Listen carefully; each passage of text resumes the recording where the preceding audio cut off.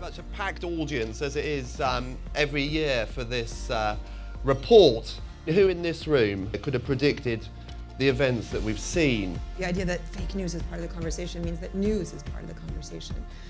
The idea that the under 35s are beginning to pay for content in general, even if it's streaming music or Netflix, means that they're paying for content. 5 years ago, we might have said we'll never get under 35s interested in news. It's done. And that's clearly not true. Things that stand out for me really is the lack of trust, which I think goes well beyond social.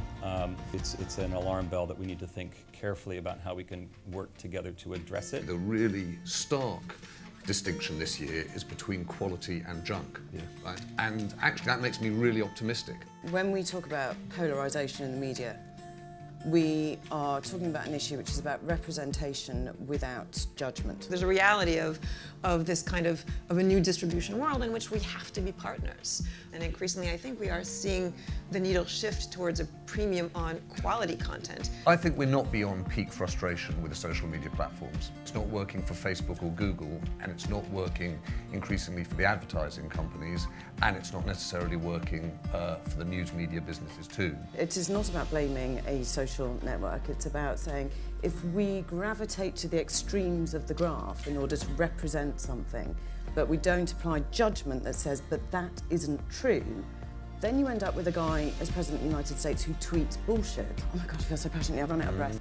I think we're beginning increasingly to realize as publishers that we don't need the platforms quite as much. We do need them, but there's a kind of rebalancing of just how much we need them, what we need them for. I'm also really interested to watch a shift in the diversity of revenue sources, an increase in branded content opportunities, as you see even traditional media organizations now investing heavily in these teams and the tools improving as well. There's going to be an issue about the nature of the author, right? Because we're going to move into a world where you're going to see more political manipulation of media, you're going to see more direct corporate content, you're going to therefore also want to know more about the nature of the author, the journalist, and the individuals.